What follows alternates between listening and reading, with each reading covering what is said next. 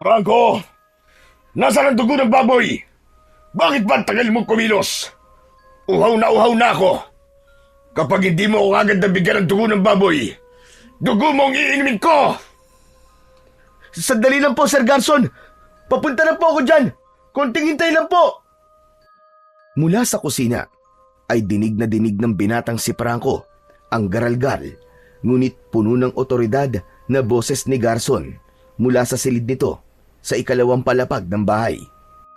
Nanginginig ang mga kamay niya habang isinasali niya sa isang gintong kupita ang sariwang dugo ng baboy.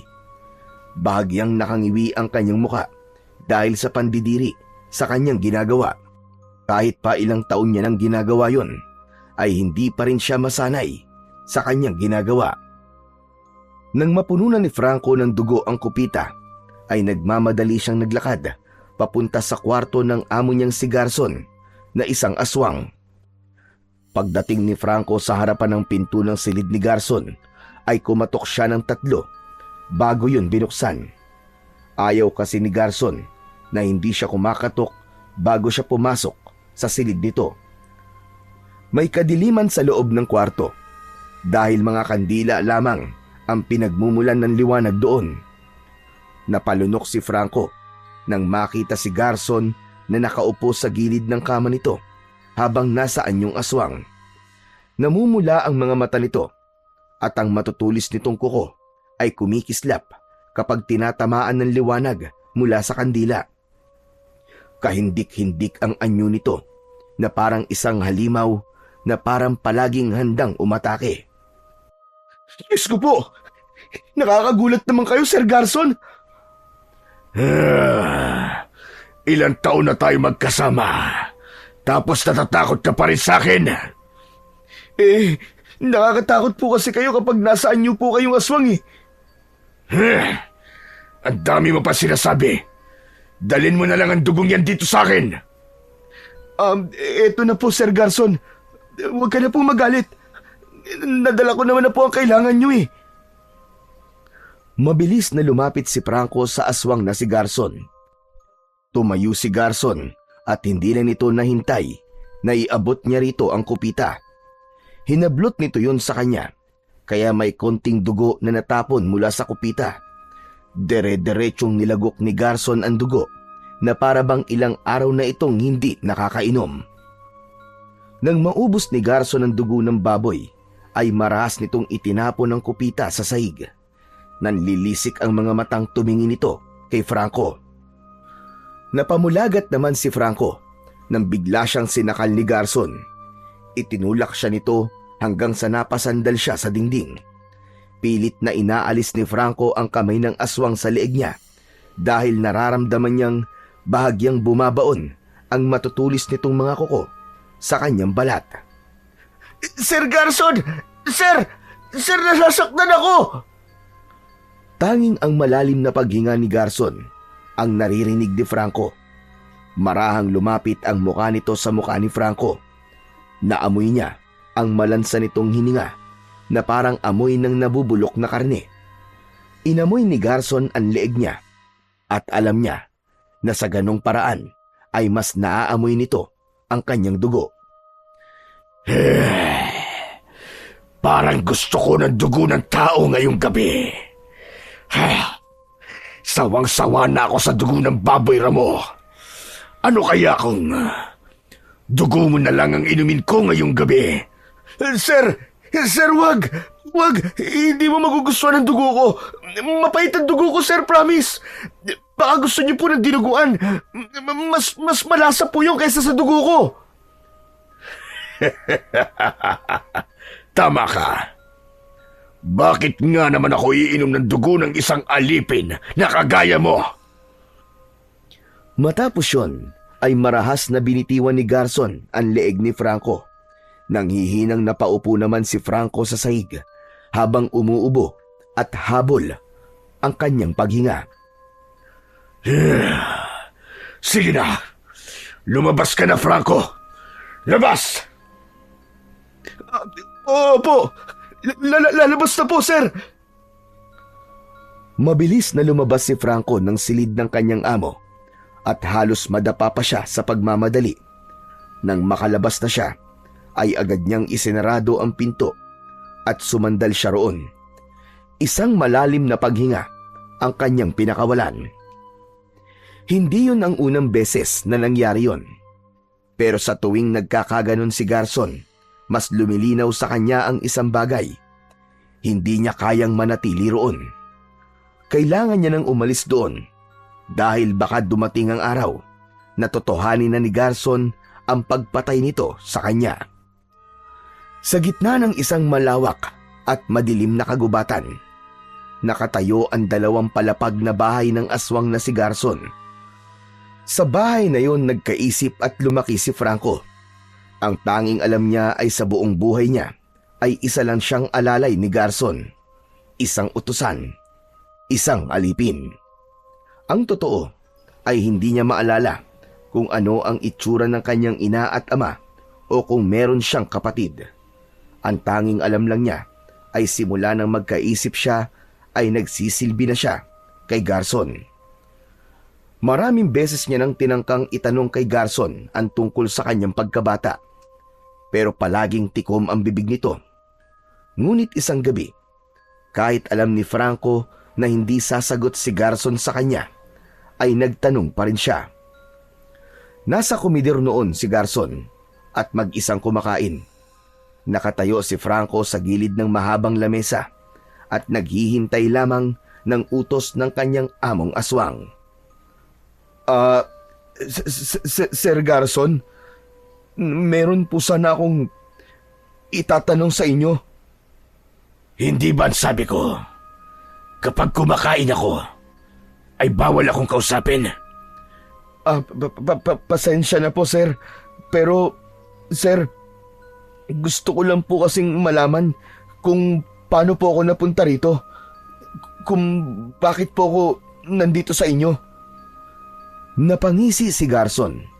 Ipinatong nito ang baso sa mesa at tumingin kay Franco. Matagal mo nang gustong malaman ang sagot sa tanong mo na yan, hindi ba? Opo, sir. Sige. Sasabihin ko na sa iyo ang katotohanan.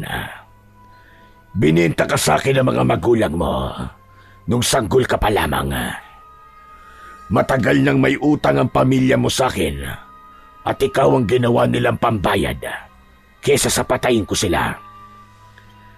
Pero dahil habang buhay kang magsisilbi sa akin, bukod sa burado ng utang nila sa akin, ay binigyan ko rin sila ng malaking halaga ng pera.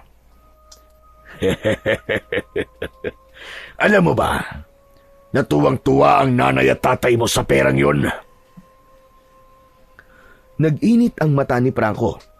Hindi niya alam kung dapat ba siyang maniwala kay Garson, pero wala siyang makitang dahilan para magsinungaling ito sa kanya. At dahil sa sinabing yun ni Garson, napagtanto niya na baka nga ang kapalaran niya ay habang buhay ng maging alalay ng isang aswang. Isang gabi, gaya ng pangkaraniwan, ay tahimik ang buong bahay ni Garson. Si Franco ay nakaupo sa tabi ng nakabukas na bintana ng kanyang maliit na silid. Nakadungaw siya roon habang tinatanaw niya ang malalaking puno na nakapalibot sa bahay ni Garson. Ano kaya ang meron sa labas ng kagubatan na to? Kailanman ay hindi pa nakakalabas ng kagubatan na yun si Franco. Sa loob ng maraming taon ay nagmistula siyang isang ibon na nakakulong sa isang hawla. Wala siyang ideya kung may buhay pa ba na higit sa pagiging alalay ng isang nilalang na katulad ni Garson. Gabi-gabi, palagi niyang iniisip ang pagtakas. Ngunit gabi-gabi rin siyang pinipigilan ng kanyang takot. Buong buhay ni Franco ay nakasanayan na niya na sa tuwing bilog ang buwan ay kailangan niyang magtungo sa kagubatan upang manghuli ng hayop gaya ng baboy ramo, usa o minsan kahit malalaking ibon. Kailangan kasing makakain ni Garson ng sariwang laman at makainom ng sariwang dugo kesa siya ang patay nito. Siguro, kailangan kong lakasan ng loob ko para makatakas na ako kay Garson. Ayoko na ng ganito. Ayokong habang buhay nandito lang ako. Ayokong hintay ng kamatayan niya bago ako magdesisyon na umalis. Mukhang matagal pa ang buhay ng matandang aswang na yun. Ngunit agad ding nilamon ng takot ang sinabing yun ni Franco.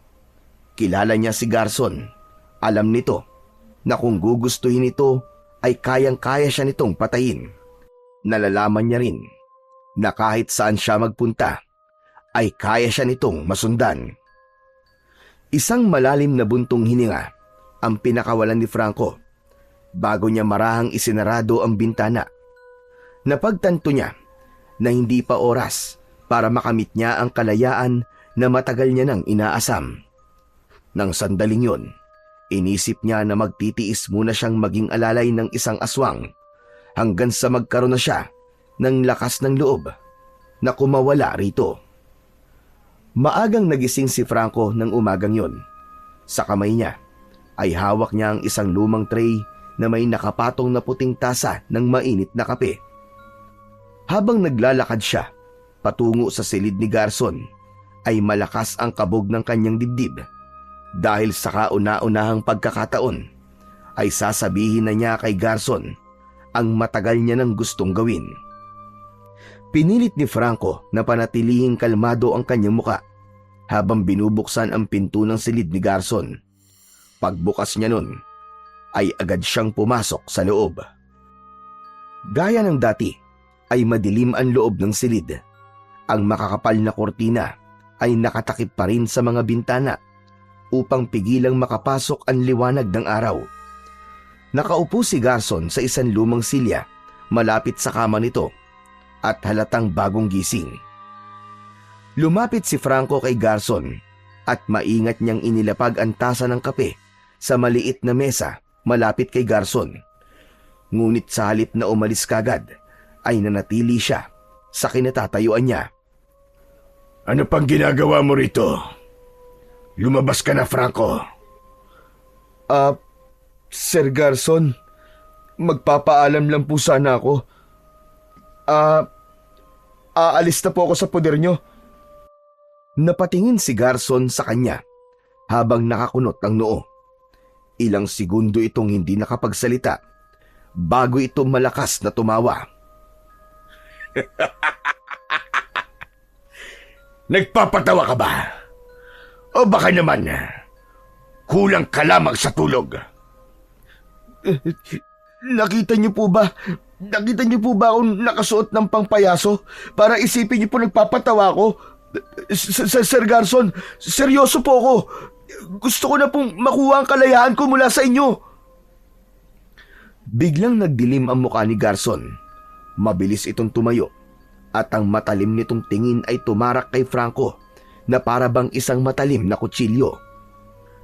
Tigilan mo na ang kaibangan mong yan. Hindi mangyayaring gusto mo. Dahil habang buhay kang magiging alalay ko. Ipinanganak ka para maging alipin ko.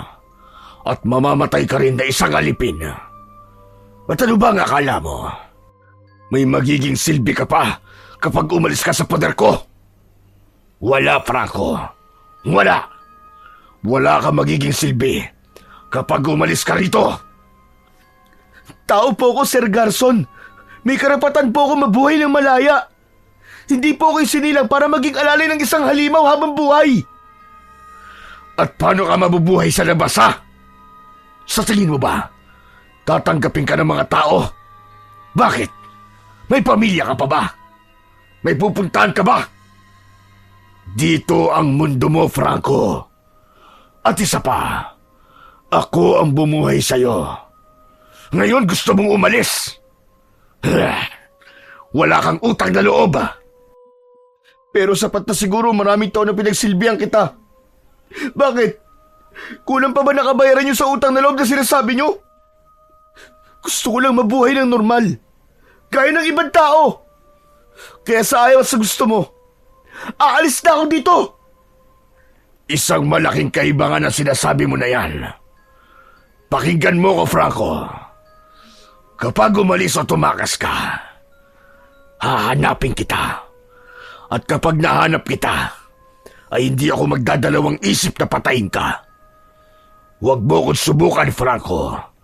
Dahil kayang-kaya kong gawin yon, lalo na't walang silbi sa akin ang buhay mo. Madali lang para sa akin ang makahanap ng kapalit mo. Nanlamig na napaatras si Franco. May kung anong kilabot na gumapang sa katawan niya.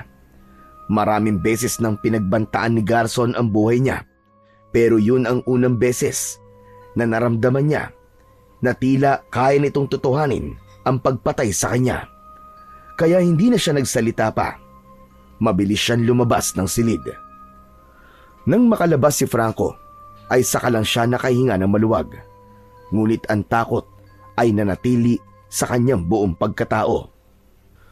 Hanggang sa dumating na naman ang kabilugan ng buwan. Nagtungo na nga si Franco sa kwarto ni Garson habang may dala siyang itak, pana at mga palaso na gagamitin niya sa pangangaso. Sa loob ng silid ay naroon si Garson na nakaluhod habang nakatuon ang mga palad sa sahig. Malalim ang paghinga nito. Alam ni Franco na sa oras na yon ay magiging aswang na naman ang kanyang amo.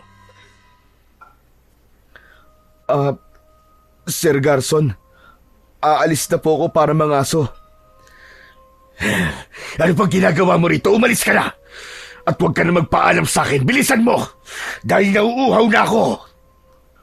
Tumingin sa kanya si Garson at nang magtama ang kanilang mga mata ay napalunok si Franco.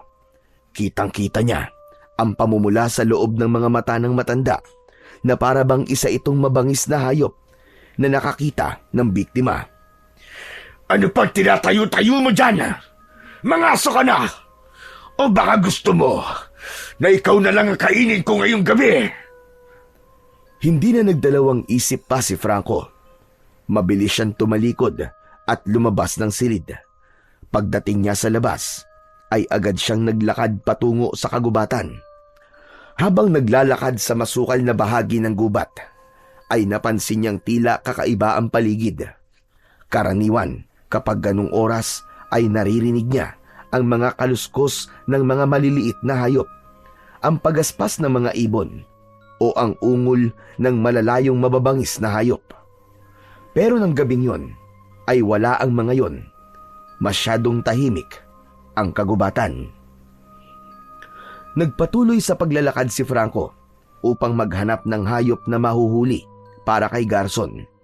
At sa kanyang paglalakad ay napansin niyang hindi na pamilyar ang dinadaanan niya. Mas makapal ang mga puno doon at tila mas madilim ang bahaging yun ng kagubatan.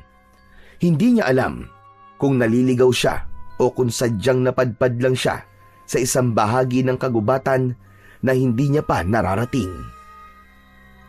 Nagsimula ng bumilis ang tibok ng kanyang puso. Maya-maya pa, may narinig siyang kaluskos sa hindi kalayuan. Napahinto siya at agad na hinawakan ang kanyang pana at dahan-dahang lumapit sa pinagmumula ng tunog. Sa gitna ng isang hawas na bahagi ng kagubatan, ay nakita niya ang isang may kalakihang baboy ramo. Napangiti si Franco. Sa wakas, nakakita rin siya ng hayop na madadala niya para sa amo niyang aswang na si Garson. Mabilis, ngunit maingat niyang inihanda ang kanyang pana. Itinaas niya yon at itinutok ang palaso sa kanyang target. Nang pakawalan niya ang palaso, ay dumiretso yon sa likod ng baboy ramo. Umigik ito at nagtatatakbo ng walang direksyon, pero hindi nagtagal ay bumagsak din ito sa malamig na lupa. Makalipas ang ilang sandali, ay binaybay na ni Franco ang daan pabalik sa bahay ni Garson. Nakasampay sa balikat niya ang may kabigatan na baboy ramo. Ngunit sa kalagitnaan ng kanyang paglalakad, ay isang mahinang ungol ang narinig niya. Sa uri ng ungol na yon, ay para bang may isang tao na nahihirapang huminga. Napahinto si Franco. Pinakinggan niya ng mabuti ang ungol upang malaman niya kung saan yun nanggagaling. Sandali niyang ibinaba ang baboy ramo at luminga siya sa paligid. Kagad siyang nagtungo sa pinagmumulan ng ingay. Hindi nagtagal ay isang matandang babae na nakasandal sa isang malaking puno ang kanyang nakita. Mahaba ang buhok nito na puro puti na at kulubot na ang balat nito. Bakas sa mukha ng matandang babae ang matinding panghihina. Nanlaki ang mga mata ni Franco. Buong buhay niya ay hindi pa siya nakakakita ng ibang tao. Kaya para sa kanya ay pambihira ang tagpong yun. Mabilis niyang nilapitan ang matandang babae upang alamin ang nangyayari rito. Ayos lang po ba kayo? Sa tingin mo ba, ay mukhang ayos lang ako. Halos isang araw na ako naglalakad sa gubat na ito. Gutom na ako iyo. At uhaw na ako. Saglit na natahimik si Franco. Nais niya sana itong dalhin sa bahay ni Garson upang pakainin, pero naisip niya na baka ito pa ang maging pagkain ng amo niyang aswang. Pero bakit po kayo naglalakad mag-isa sa gubat? Nangyaring papunta kasi ako sa baryo sa labas ng kagubatang ito. Kailangan kong puntahan doon ang aking apo na manganganak na. Ano? Baryo? May baryo po sa labas ng gubat? Abay, siyempre naman. Hindi mo ba alam yun? Hindi nakasagot si Franco. Nakatira siya sa mansyon ni Garson sa loob ng gubat sa buong buhay niya. Ni minsan ay hindi siya umalis doon dahil ang gubat na ang kanyang mundo. Agad na kinuha ni Franco ang bote ng tubig na nakasabit sa kanyang bewang. Inabot niya yon sa matandang babae na agad naman itong kinuha. Pasensya na po kayo ha. Iyan lang po kasi ang meron ako eh. Mabilis na inubos ng matandang babae ang tubig na inabot ni Franco. Dumighay pa ito pagkatapos. Matapos yon, ay marahang inilagay ng matandang babae ang isang kamay nito sa dibdib ni Franco, sa tapat mismo ng kanyang puso. Tutoy, busilak ang iyong puso. Huwag mong labanan ang sinasabi ng iyong puso dahil ito ang magtuturo sa iyo ng katotohanan. Ha? Ano pong ibig niyong sabihin? Ngunit bago pa makasagot ang matanda, ay isang makapanindig balahibong sigaw ang pumunit sa katahimikan ng gabi. Sigaw yun ni Garson at alam ni Franco na sa oras na yun ay tuluyan ng naging aswang ang kanyang amo. Ibig sabihin ay kailangan na nitong makainom ng sariwang dugo at makakain ng laman. Napalingon si Franco sa direksyon ng bahay ni Garson. Naramdaman niya ang kaba sa kanyang dibdib. Ngunit nang humarap siya sa matandang babae, ay napatayo siya dahil wala na ito roon. Imposibleng nawala yon nang hindi man lang niya naramdaman. Wala na yung matanda. Ang bilis. Multo yata ang matandang yun eh. Diyos ko po, makaalis na nga dito. Napuno ng takot si Franco. Mabilis niyang dinampot ang baboy ramo at walang lingon likod na tumakbo pabalik sa bahay ni Garson. Kinaumagahan, habang kumakain ng almusal si Garson, ay tulalang nakatayo si Franco sa gilid ng lamesa. Paulit-ulit na bumalik sa kanyang isipan ang matandang babaeng nakita niya kagabi sa gubat. Hindi niya makalimutan ang sinabi nito na merong baryo sa labas ng kagubatan. Franco! Naputol ang pag-iisip ni Franco sa saglit na pagtawag ni Garson. Lumingon siya kay Garson na nakakunot ang noo at matalim ang tingin sa kanya. Bakit po, sir? Kanina pa ako humihingi ng tubig. Puno na ba ng dumi ang tenga mo at hindi mo naririnig? Pasensya na po. May iniisip lang po ako. Agad na kinuha ni Franco ang pitsil at sinalina ng tubig ang baso ni Garson. Medyo nanginginig pa ang kanyang kamay habang ginagawa yun. Kinuha ni Garson ang baso at agad na uminom. Saglit itong natahimik bago muling tinitigan si Franco. Iniisip mo pa rin ba ang kagustuhan mong umalis dito? Hindi po, sir. Hindi kita pipigilan. Pero sa oras na lumabas ka sa kagubatan na ito, ay papatayin kita. Nagtagpo ang kanilang mga mata. Walang bahid ng pagbibiro sa boses ni Garson. Alam niyang hindi lamang yun isang pagbabanta dahil kaya talaga siyang patayin ni Garson, lalo na kung nasaan yung aswang ito. Hindi na lang nagsalita si Franco, pero sa loob-loob niya ay mas lalong lumakas ang kagustuhan niyang umalis na sa poder ni Garson. Lalo na at alam niya na merong baryo sa labas ng kagubatan na maaari niyang mapuntahan.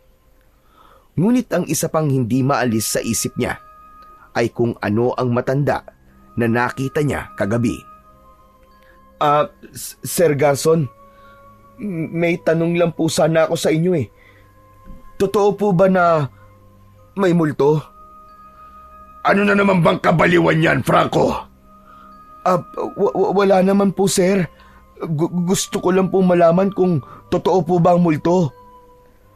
Franco, kung ang aswang nga ay totoo, multo pa kaya? Natigilan si Franco. Doon niya napagtanto na may posibilidad talaga na isang multo ang kanyang nakita. Naisip niya rin na baka nais siyang tulungan ng multong yon, kaya sinabi nito ang tungkol sa baryo sa labas ng kagubatan. Lumipas ang ilang araw, ngunit hindi na nawala sa isip ni Franco ang baryo sa labas ng kagubatan. Sa lahat ng gawain niya ay palagi niya yung naiisip. At tuwing gabi, habang nakahiga siya sa kanyang silid, ay hindi agad siya nakakatulog dahil pinaplano niya ang magiging hakbang niya sa kanyang pagtakas. Buo na ang loob ni Franco. Gusto niya nang mabuhay ng malaya kasama ang mga taong kagaya niya. Matyagang naghintay si Franco sa pagdating ng kabilugan ng buwan. Sa bawat lumilipas na araw, ay lalong lumalakas ang kanyang determinasyon na umalis. Matagal niya nang inihanda ang kanyang bag na may lamang ilang piraso ng damit. At nang dumating na nga ang gabing pinakahihintay niya, ay hindi na siya nagpatalo sa kaba at takot. Inisip niya na yun na ang tamang pagkakataon para makuha ang kalayaan na alam niyang nararapat para sa kanya. Matapos niyang magpaalam kay Garson para mangaso, ay kinuha niya ang kanyang bag. Dinala rin niya ang kanyang pana, mga palaso at itak, saka siya nagtungo sa kagubatan. Pero imbis na mangaso, ay mabilis na tumakbo si Franco upang hanapin ang daan palabas ng kagubatang yon. Habang humahampas ang malamig na hangin sa mukha ni Franco, ay unti-unti siyang napangiti habang lumuluha. Hindi siya makapaniwala na darating ang sandaling yon na nagkaroon na siya ng lakas ng loob na tumakas sa mundong kanyang kinamulatan. Ilang oras ang lumipas at nakaramdam na ng pagod si Franco, kaya huminto na siya sa pagtakbo at naglakad na lamang siya. Nang sandaling yon ay unti-unti nang sumisikat ang araw. Alam niya na sa sandaling yon ay galit na si Garson sa kanya dahil alam na nitong tumakas siya. Sa bawat takbang ni Franco, pakiramdam niya ay mas lalo siyang naliligaw. Wala siyang ideya kung saan siya patungo at kung saan ba talaga ang daan palabas ng kagubatan. Makalipas ang ilang minuto, ay naramdaman na ni Franco ang labis na panghihina. Bukod dun, ay nakaramdam na rin siya ng gutom at uhaw, kaya medyo nanginginig na ang kanyang katawan. Dapat pala, nagbaon ako ng kahit konting pagkain at tubig. Ganun pa man, nagpatuloy pa rin siya sa paglalakad kahit mabigat na ang kanyang mga paa. Hanggang sa hindi inaasahang nakita niya ang matandang babae na nakita niya noon sa gubat. Nakatayo yun sa unahan niya na para bang hinihintay siya. Kinusot-kusot ni Franco ang kanyang mga mata dahil baka namamalikmata lamang siya, pero nanatili roon ang matandang babae. Nagmamadaling nilapitan ni Franco ang matandang babae. Pinakatitigan niya ito upang masiguro na hindi yon isang multo. Naku, salamat at nakita ko kayo rito. Akala ko multo kayo eh. Ngumiti lang ang matanda at tinitigan siya ng makahulugan. Pwede niyo ba akong tulungan? Saan ba ang daan palabas ng gubat na to? Gusto ko makarating sa baryo na sinabi niyo sa akin noon eh. Tulungan niyo naman ako. Hindi ba tinulungan niyo ako noon? Tama din. Pero hindi ko rin alam ang daan papunta sa baryong sinabi ko sa'yo. Ha? Paano hindi niyo alam? Akala ko ba papunta kayo sa baryo na yun nung una ko kayong nakita? Nagsinungaling lamang ako sa'yo. Nagsabihin ko sa'yo yon. Ang totoo kasi ay sa kagubatan din ako nakatira. Bago pa makapagsalita si Franco, ay biglang nagbago ang anyo ng matandang babae. Binalot ito ng nakakasilaw na liwanag at sa isang iglap ay nawala ang kulubot nitong balat. Naging itim ang puti nitong buhok at ang kasuotan nito ay nagbago rin na para bang isa itong diyosa. Napakaganda nito at tila nagliliwanag ang mukha nito na sobrang amo. Labis naman na nagimbal at natakot si Franco sa kanyang nakita. Isang malakas na sigaw ang kumawala sa kanyang lalamunan. Agad siyang tumalikod para tumakbo palayo sa babae. Ngunit hindi pa siya nakakalayo nang biglang lumitaw ang babae sa kanyang harapan. Napaatras siya sa labis na gulat. Nawalan siya ng balanse at bumagsak siya sa lupa. Wag! Wag ka lalapit! Maligno ka! Maligno? Sa itsura kong ito, ay iniisip mo na isa akong maligno? Franco, wala kang dapat ikatakot sa akin. Wala akong balak na saktan ka o gawan ka ng masama. Teka.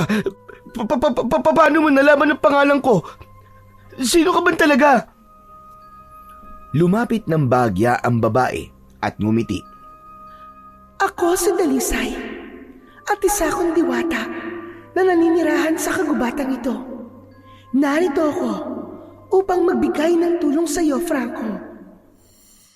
Ano ka mo? Tulong? Anong klaseng tulong?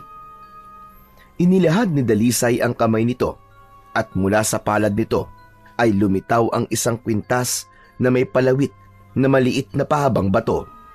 Kulay berde yun at kumikislap yun dahil sa tama ng sinag ng araw. Teka, ano yan? Paano naman ako matutulungan ng isang kwintas? Hindi ito isang simpleng kwintas lamang, Franco. Ito ay isang makapangyarihang mutya na nagmula pa sa kagubatang ito. Nais ko itong ipagkaloob sa iyo bilang gantimpala sa kabutihan na ginawa mo sa akin noon. At ano naman gagawin ko dyan? Kung nais mong makalabas dito sa kagubatan, ay maaari mo itong maging gabay. Basta't suot mo ito, mararamdaman mo ang pagpapala ng mutya. Ito ang magtuturo sa iyo ng tamang daan palabas. Teka, totoo ba yan? Baka naman nililinlang mo lang ako, ha? Bakit hindi mo nilang subukan, Franco? Kunin mo ito at iyong isuot. Marahang tumayo si Franco at nag-aalangan man ay kinuha pa rin niya ang kwintas mula sa diwata. Malamig ang mutya, ngunit agad niyang naramdaman ang kakaibang enerhiyang dumaloy sa kanyang katawan nang hawakan niya ito. May ibang kapangyarihan pa ba ang mutyang ito? Meron pa, Franco.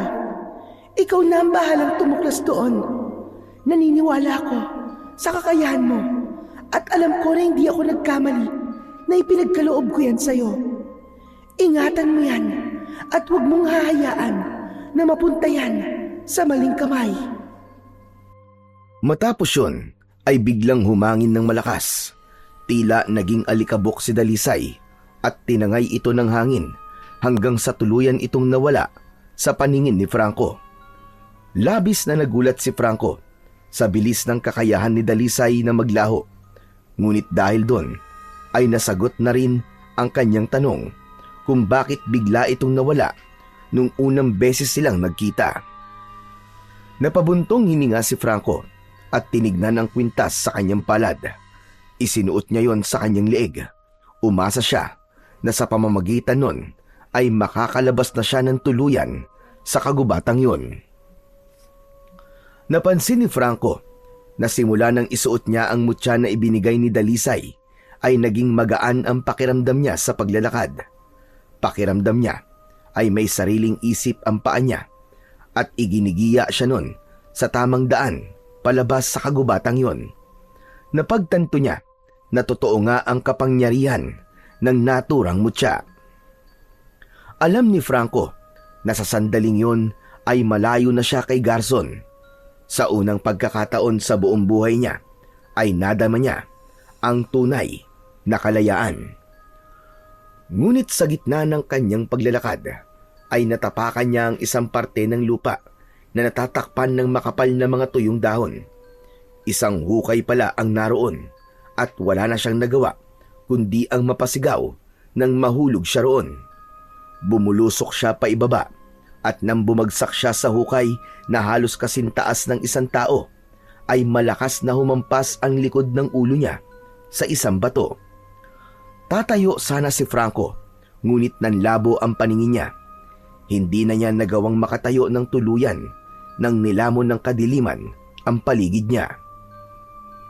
Nang bumalik ang malay ni Franco, ay agad niyang naramdaman ang init ng araw sa kanyang balat. Tila lumulutang ang kanyang diwa sa pagitan ng panaginip at realidad. Nang imulat ni Franco ang kanyang mga mata, ay hindi muna siya gumalaw at pinakiramdaman niya ang kanyang sarili. Maya-maya pa ay inangat niya ang kanyang kamay at hinaplos ang likod ng kanyang ulo. Napangiwi siya nang may naramdaman siyang sakit doon. Huminga siya ng malalim at sinubukang bumangon. Ngunit nang subukan niyang igalaw ang kanyang katawan, ay napagtanto niyang wala siyang sapat na lakas para umalis sa hukay. Luminga siya sa paligid ng hukay upang maghanap ng kahit na anong maaaring makatulong sa kanya. Nanlumo siya nang mapagtanto na makakaalis lamang siya ron kung pipilitin niyang umakyat ng mag-isa o kung merong ibang tutulong sa kanya. Tulong! Tulungan niyo ako! Paulit-ulit na sumigaw si Franco kahit wala pang kasiguraduhan na may makakarinig sa kanya. Makalipas ang ilang minutong pagsigaw, ay bahagyang nabuhayan ng loob si Franco nang makarinig siya ng mga yabag. Palakas yun ng palakas at ramdam niya na papunta yun sa kanyang kinaroroonan. Hanggang sa isang lalaki ang biglang sumilip mula sa itaas ng hukay. Matangkad ito at may matipunong pangangatawan. Nang makita siya ng lalaki, ay napakunot ang noo nito. Anong ginagawa mo dyan? Baka naman pwedeng tulungan mo muna ako bago ka magtanong. Kailangan ko makaalis dito eh. Parang awa mo na. Tulungan mo ako. Hindi na nag-atubili pa ang lalaki. Inabot nito ang kamay ni Franco. Kahit mahina pa ang kanyang katawan, ay pilit na tumayo si Franco para abutin ang kamay ng lalaki. Nang mahawakan nito ang kamay niya, ay saka siya nito hinila palabas ng hukay. Matapos makaalis sa hukay, ay napaupo si Franco sa lupa habang habol ang kanyang paghinga. Salamat. Kung hindi ka dumating, baka hanggang ngayon nandyan pa rin ako sa loob ng hukay. Walang anuman. Paano ka ba napunta sa hukay na yan? Naglalakad lang ako Tapos, bigla na lang ako nahulog. Ganun ba? May mga patibong kasi dito sa kagubatan. Ginagamit yan ng mga ilang tao para manghuli ng hayop. Malas mo lang at ikaw ang nahulog. Hindi na nagsalita si Franco.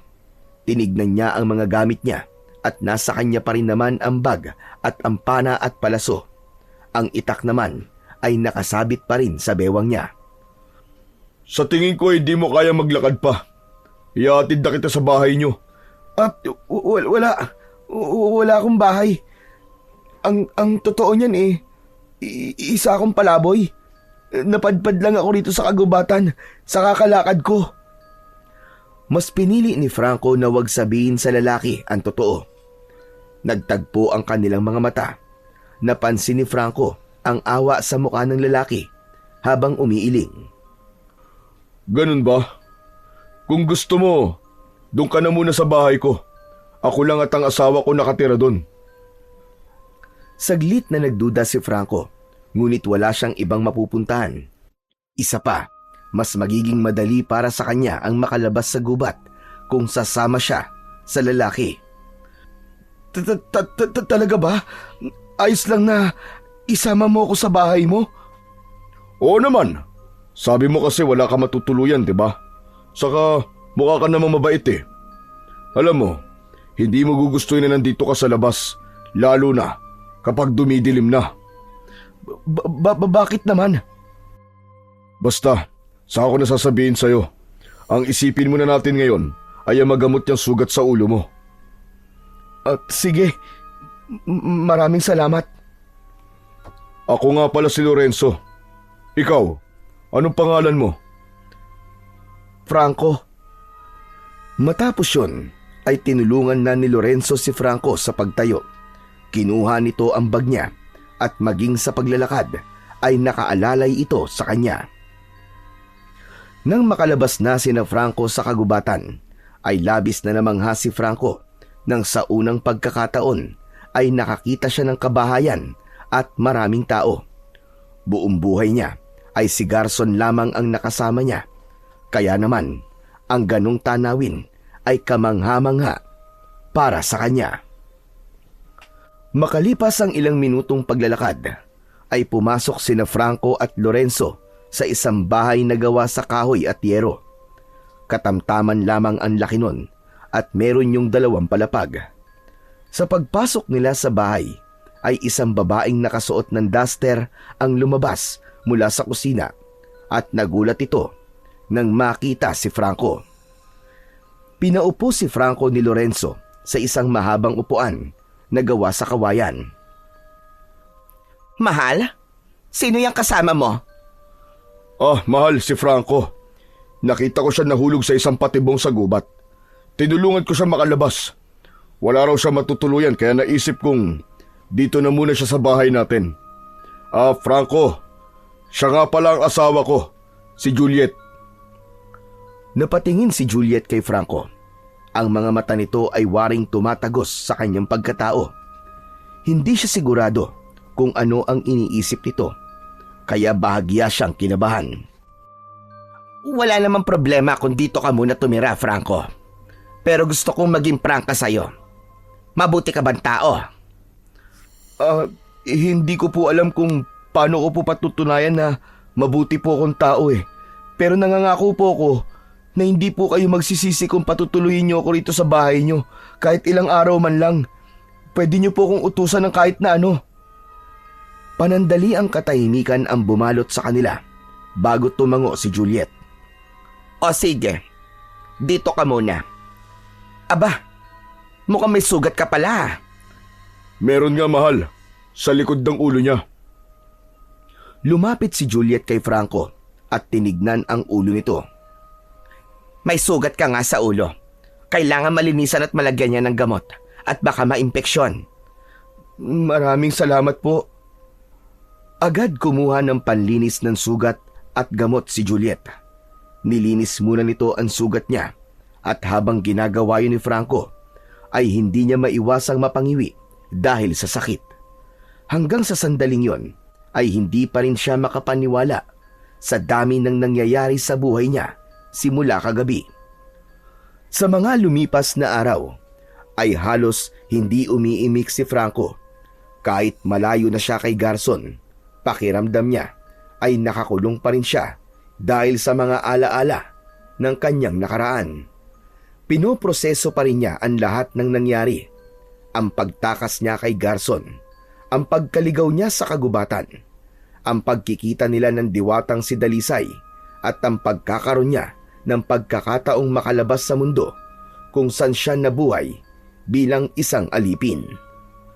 May sarili siyang silid sa bahay ni na Lorenzo, pero kahit may maayos siyang higaan ay hindi pa rin siya nakakatulog ng maayos tuwing gabi. May takot siyang baka gawin ni Garson ang banta nito na hahanapin siya at papatayin sa oras na umalis siya sa poder nito. Bawat kaluskos ay nagbibigay sa kanya ng takot at pangamba. Ganun pa man, kung may bagay na ipinagpapasalamat si Franco, yun ay ang magandang pagtrato ni na Lorenzo at Juliet sa kanya. Hindi siya pinilit na mga ito na magkwento sa kanyang nakaraan dahil tila ramdam ng dalawa ang hindi magandang pinagdaanan niya. Isang umaga, naisipan ni Franco na gumamit ng banyo at napansin niyang walang laman na tubig ang drum na naroon. Agad niyang naisip na kailangan mag-igib siya sa poso sa likod ng bahay. Sanay siya sa ganung gawain. Yun kasi ang kinasanayan niyang buhay sa bahay ni Garson, ang magtrabaho, ang magpakahirap at hindi umasa sa iba. Dala ang 2 timba ay nagtungo si Franco sa poso sa likod ng bahay. Habang pinupuno niya ang timba ay lumapit si Lorenzo sa kanya at pinigilan siya. Franco, anong ginagawa mo? Mag-iigib lang ako ng tubig. Wala nang laman yung drum sa banyo eh. Ano ka ba? Hindi mo na kailangan gawin yan. Sige na, pumasok ka na lang doon sa loob at hintayin mo na lang na maluto ang almusal para makakain na tayo. Hindi, ayos lang. Kahit maging alipin niyo ako okay lang yun.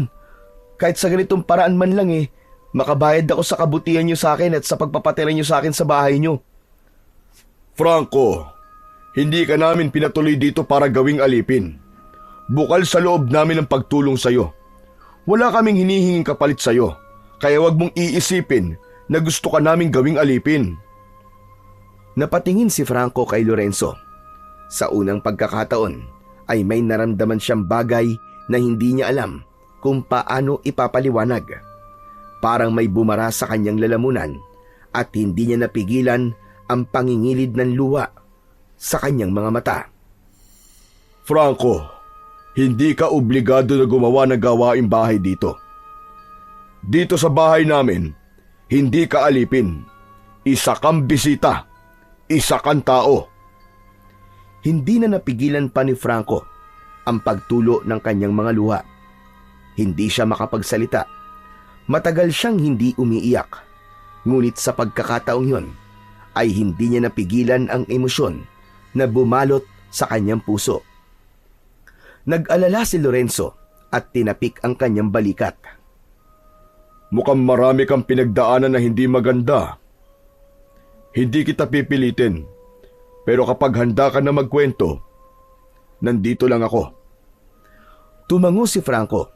Sa unang pagkakataon sa buong buhay niya, ay nun lang niya narinig ang mga ganong salita. Napagtanto niya na simula sa araw na yon ay hindi na siya isang alipin at hindi na siya pagmamay-ari ni numan. At higit sa lahat, siya ay malayang-malaya na. Lumipas pa ang ilang araw mula nang manatili si Franco sa bahay ni na Lorenzo at Juliet. Sa una, hindi masyadong pinansin ni Franco ang mga bagay sa paligid niya. Ngunit habang tumatagal, ay napansin niyang tila kakaiba ang kilos ng mga tao sa lugar na yon. Tuwing dapit hapon, nagiging tahimik ang buong paligid. Ang mga bata na naglalaro sa labas ay biglang nawawala. Ang mga pinto at bintana ng mga bahay ay isa-isang sinasarado.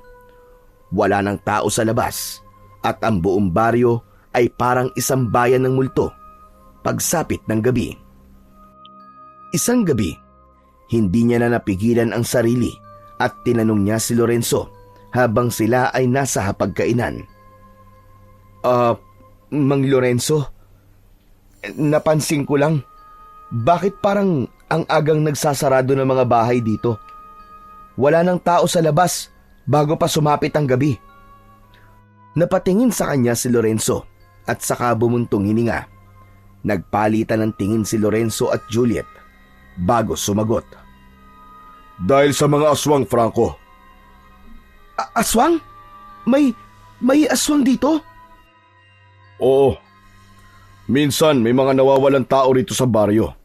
Hindi namin alam kung ano nangyari sa kanila.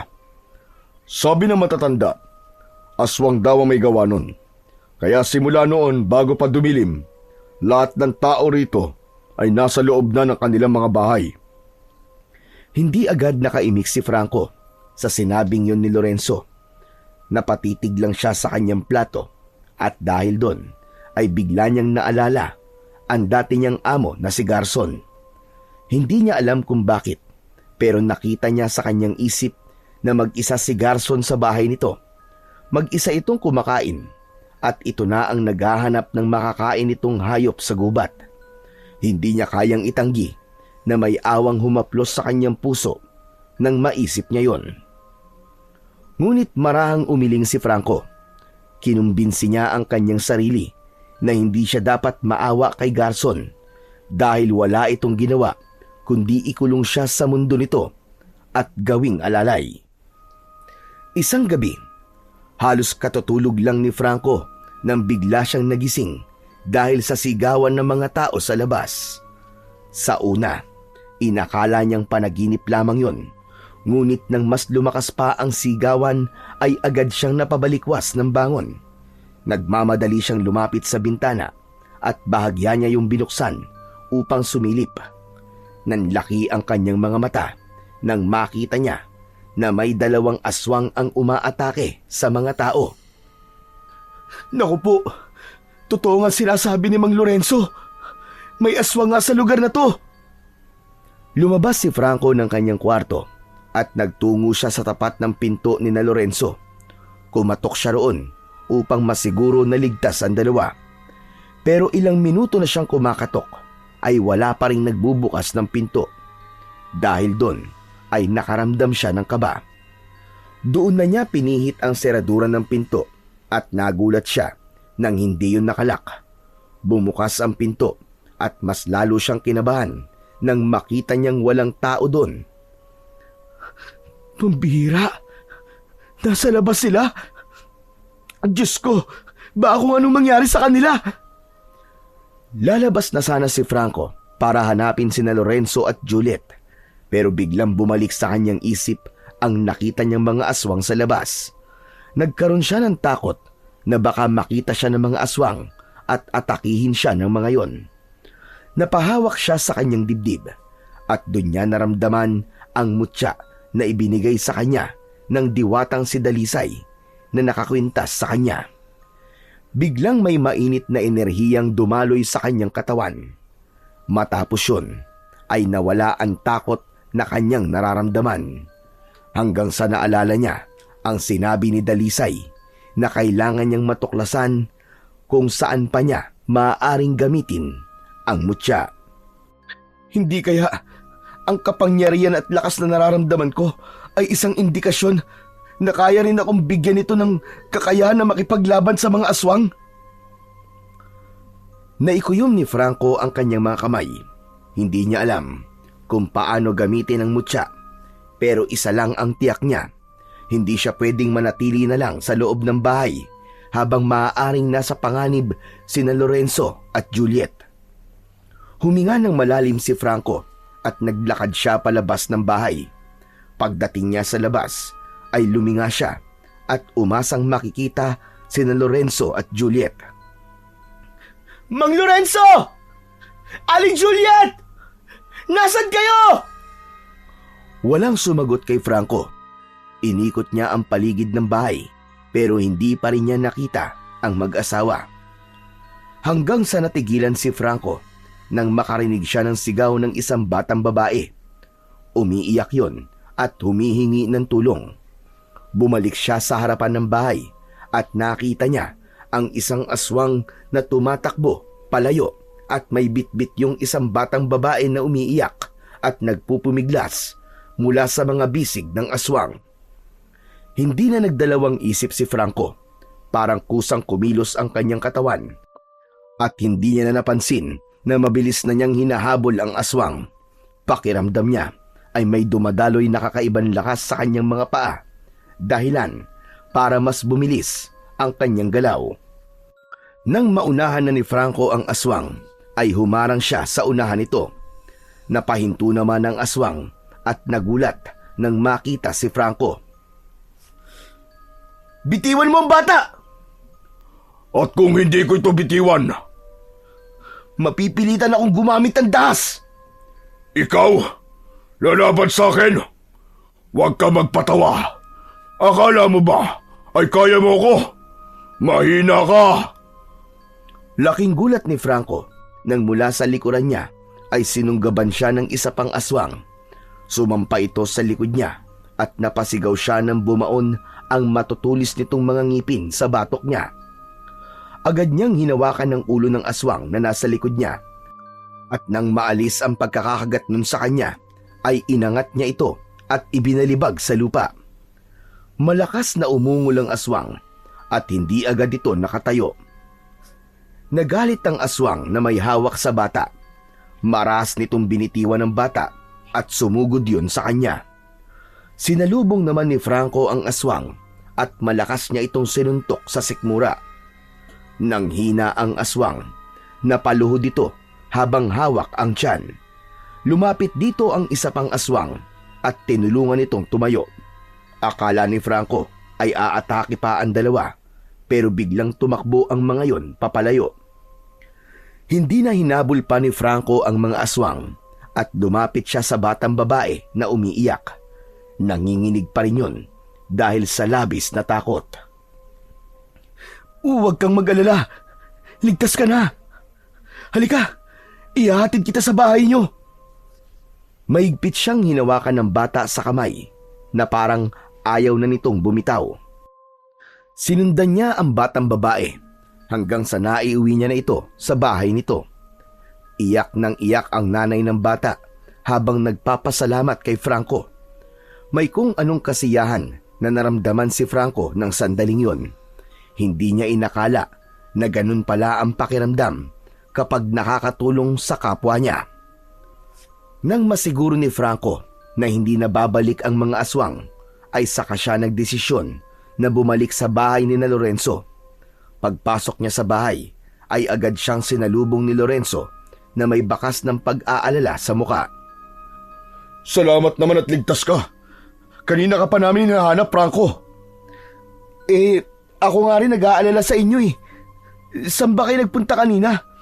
Pagbukas ko kasi ng pinto ng kwarto nyo, wala kayo.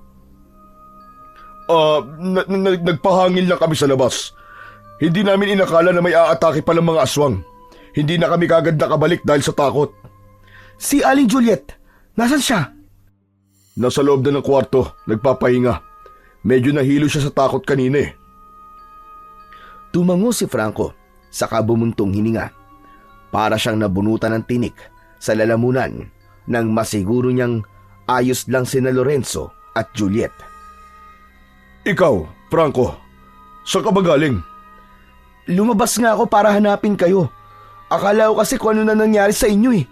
Tapos nung hinahanap ko kayo, may nakita naman akong isang bata na tinatangi ng aswang, kaya tinulungan ko.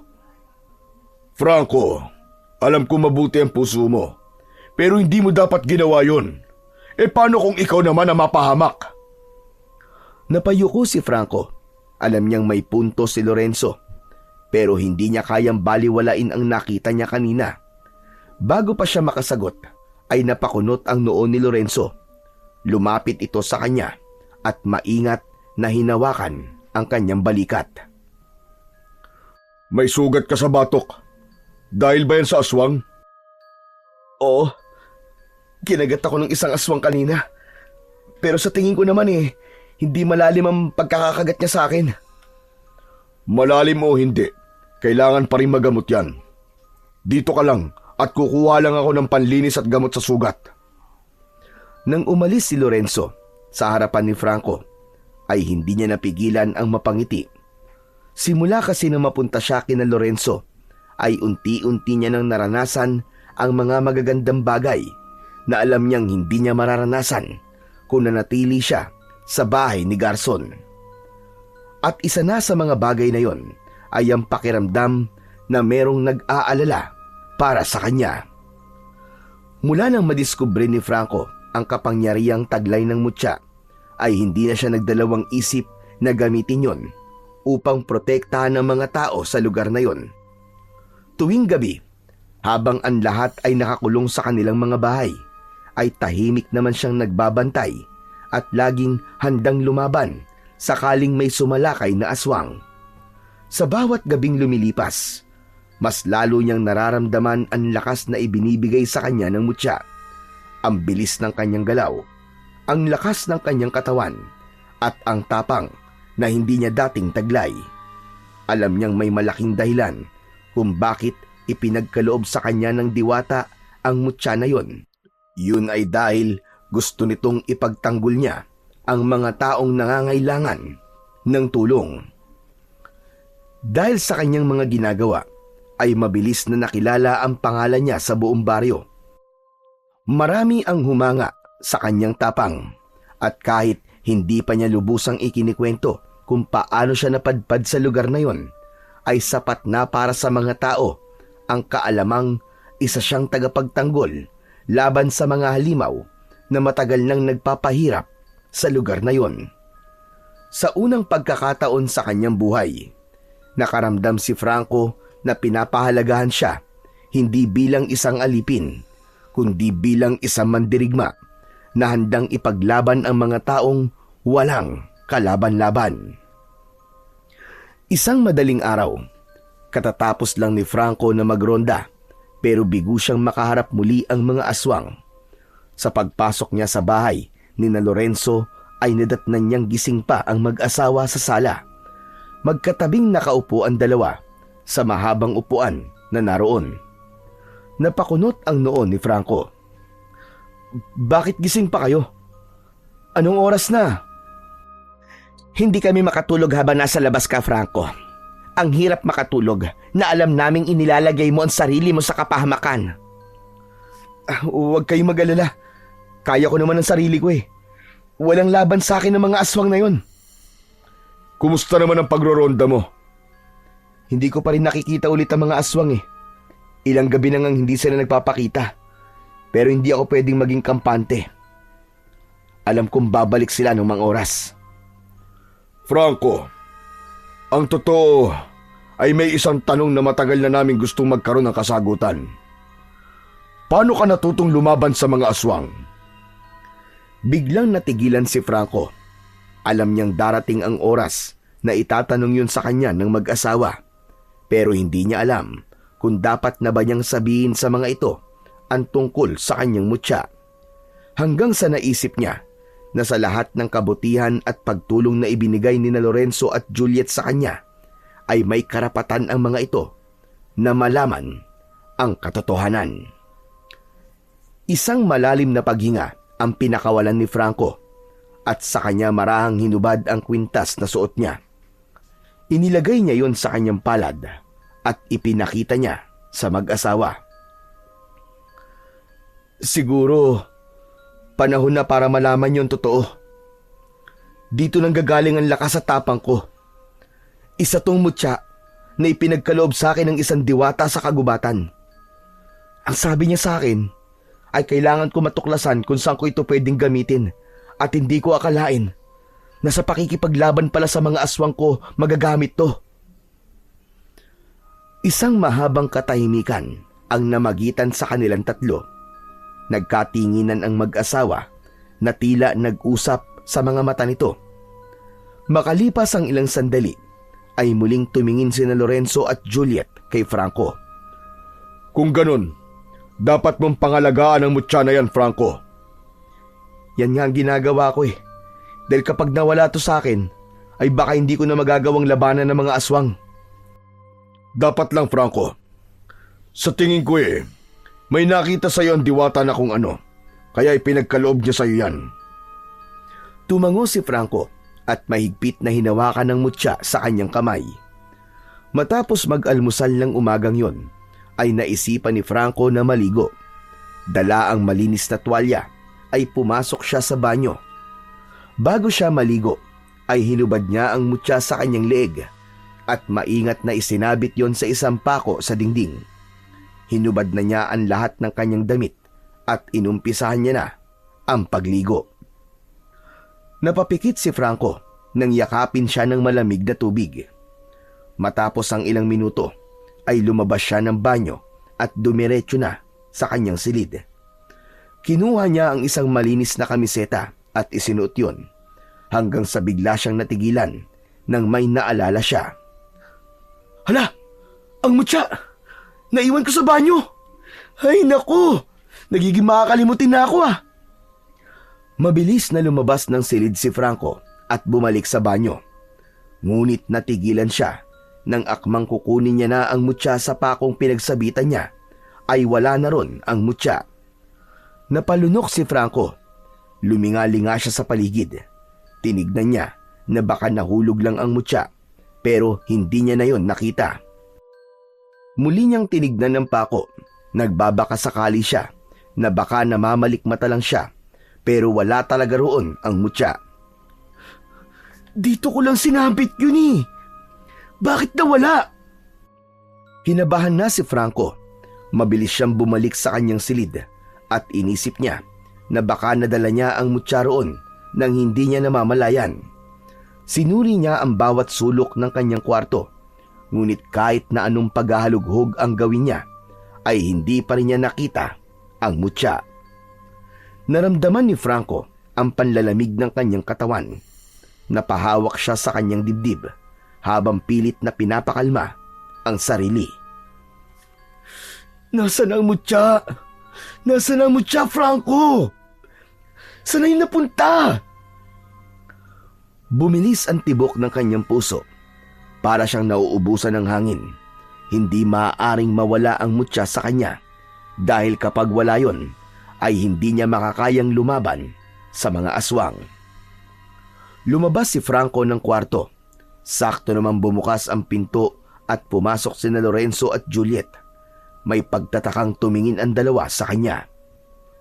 Oh, Franco! Parang hindi maipinta ang mukha mo ah. May nangyari ba? Nawawala ang mutya ko eh. Kanina ko pa hinahanap pero hindi ko makita-kita. Pumasok ka ba sa banyo kanina? Nagkatinginan ang mag-asawa bago umiling si Juliet. Galing kami sa may kakahuyan. Naglakad-lakad lang sandali. Hindi pa kami pumapasok sa banyo. Doon ko lang kasi naiwan yun eh. Sa pagkakaalala ko, isinabit ko yun doon sa may pako bago ako naligo. Sigurado ka ba doon mo talaga naiwan? Baka akala mo lang yun, pero sa ibang lugar mo pala nilagay. Napaisip si Franco. Sinubukan niyang balikan ang mga nangyari kanina. Ang pagpasok sa banyo, ang paghuhubad ng mutya, at ang pagsabit niya nun sa dingding. Pero bigla siyang nagduda sa sarili. Baka nga mali ang naaalala niya. Napansin ni Juliet ang pag-aalalang bumabalot kay Franco. Huwag kang mag-alala, Franco. Tutulungan ka naming hanapin ang mutya. Alam namin kung gaano kahalaga yun sa'yo. Hindi yun pwedeng mawala, Aling Juliet. Hindi ako makakalaban sa mga aswang kung wala ang mutya. Paano ko ipagtatanggol ang mga tao? Natahimik sina Lorenzo at Juliet. Alam ni Franco na naiintindihan ng dalawa kung bakit ganun ang reaksyon niya ng sandaling yon. Panay ang dasal niya na sana ay mahanap niya kagad ang mutya bago pa dumilim. Halos buong maghapon na naghalughog si Franco sa buong bahay kasama sina Lorenzo at Juliet. Sinuyod nila ang bawat sulok mula sa banyo, sa ilalim ng kama, sa mga aparador at maging sa kusina. Pero kahit na anong gawin nila, ay hindi nila makita ang mutya. Habang lumilipas ang oras, ay mas bumibigat ang pakiramdam ni Franco. Para bang unti-unting bumabagsak ang isang malaking pader sa dibdib niya.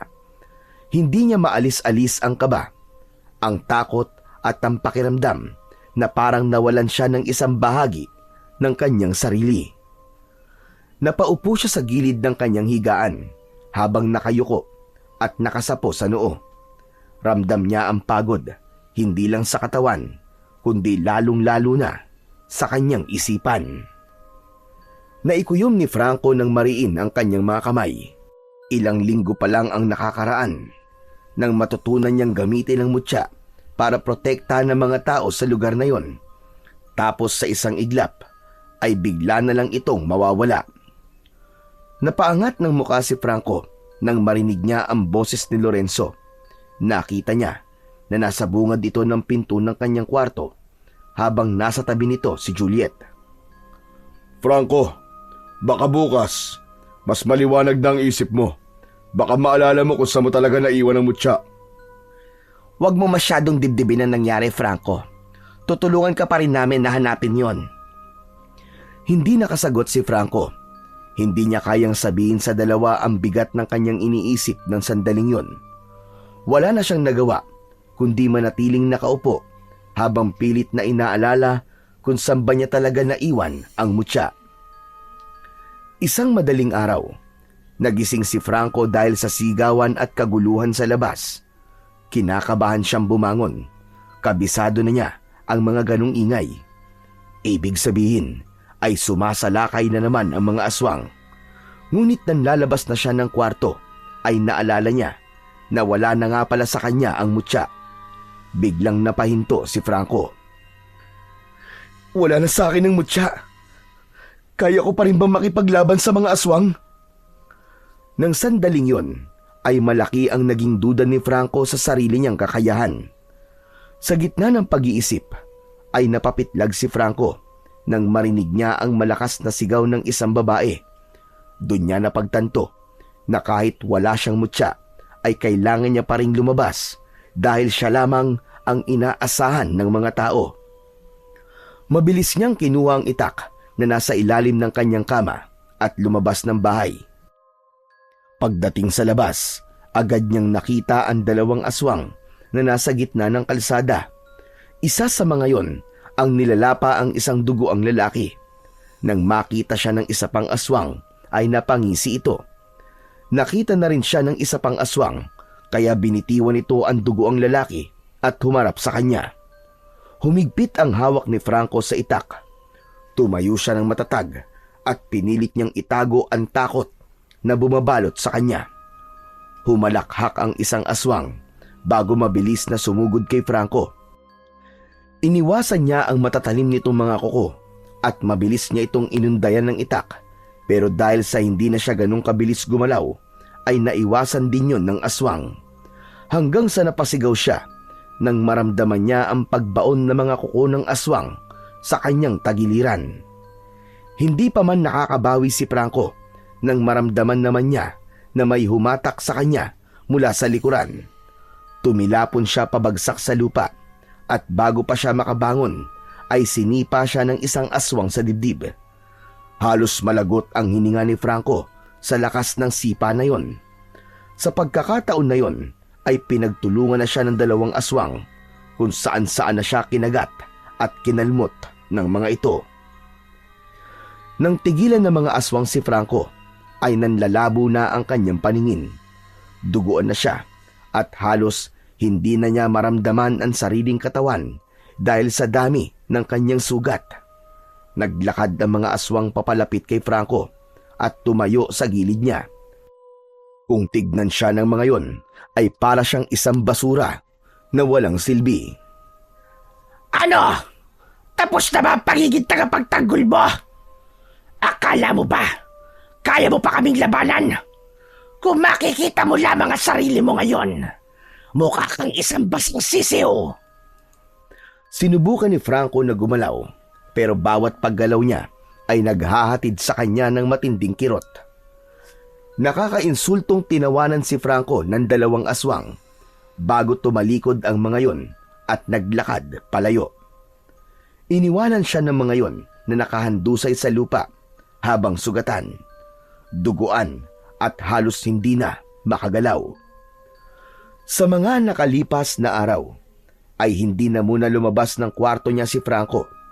Halos buong araw siyang nakahiga sa kama at nakatitig lamang sa kisame. Masakit pa rin ang katawan, lalo na ang mga sugat na natamo niya sa huling inkwento niya sa mga aswang. Ngunit higit pa sa pisikal na sakit, ang pinakamabigat niyang pasan ay ang pagkatalo niya. Isang umaga, bumukas ang pinto ng kanyang kwarto. Pumasok sina Lorenzo at Juliet, dala ang isang maliit na lalagyan ng gamot at malinis na tela. Lumapit si Juliet sa kanya at naupo sa gilid ng kama upang simulang linisin ang mga sugat niya. Samantala, nanatiling nakatayo si Lorenzo habang nakatingin sa kanya. Kumusta ang pakiramdam mo, Franco? Saglit na natahimik si Franco. Halos hindi niya napansin ang tanong ni Lorenzo at ang gusto niya ng sandaling yun ay ang mailabas kung ano ang nasa loob niya. Mukhang tama nga mga sinabi sa akin ni Garson. Wala akong magiging silbi kapag umalis ako sa bahay niya. Nagkatinginan sina Lorenzo at Juliet ng may halong pagtataka. Sino si Garson? Simula pagkabata, naging alalay ako ng isang matandang aswang. Si Garson. Hindi niya ako itinuring na pamilya. Isa lang akong alipin sa mata niya. Palagi niyang sinasabi sa akin na wala akong mararating at mamamatay ako na isa pa ring alipin. Kaya ako tumakas sa kanya. Ayoko manatili na lamang sa loob ng anino niya habang buhay. Gusto kong mabuhay ng malaya. Pero ngayon na wala na sa akin ng mutya, ay napagtanto ko na mukhang tama nga siya. Wala talaga akong silbi. Franco, huwag mong hayaang diktahan ka ng nakaraan mo kung sino ka ngayon. Hindi mo kailangan ng mutya para patunayan na may halaga ka. Salamat sa inyo, Mang Lorenzo, Aling Juliet. Sa lahat ng magagandang bagay na ginawa niyo para sa akin. Maraming salamat.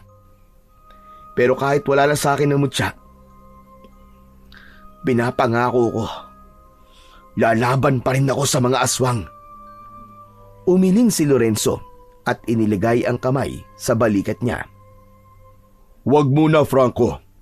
Mas mabuti pang pagalingin mo muna ang mga sugat mo. Hindi mo pa kayang lumaban.